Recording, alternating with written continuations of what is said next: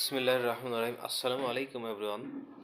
আল্লাহ পাক সুবহানাহু ওয়া তাআলা সূরা মাইদার ৪৪ নম্বর আয়াতে বলেছেন, আমার নাজিলকৃত বিধান দিয়ে যারা ফয়সালা করে না তারাই কাফের।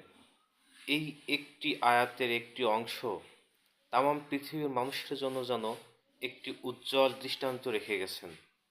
আমরা সে আল্লাহ তাআলার বিধান দিয়ে যখনই ফয়সালা করছি না, তখনই কিন্তু আমরা এই আয়াতের ভিতরে পড়ে যাচ্ছি। একটু বোঝার চেষ্টা করুন সবাই, একটু জানার চেষ্টা করুন। আল্লাহ তাআলা হচ্ছে বিধানদাতা। ইনিল হুকমু ইল্লা লিল্লাহ। আল্লাহ তাআলা বলছেন, সৃষ্টি এবং বিধান দেওয়ার ক্ষমতা আল্লাহ পাক সুবহানাহু ওয়া তাআলার। আমরা সেই আল্লাহ তাআলার বিধানকে বাদ দিয়ে যখন মানুষের বিধানকে গ্রহণ করে নিয়েছি, তখন আমরা ঈমান থেকে, ইসলাম থেকে অনেক দূরে সরে চলে গেছি এবং ইসলাম বা ঈমান থেকে প্রায় খারিজ হয়ে গেছি।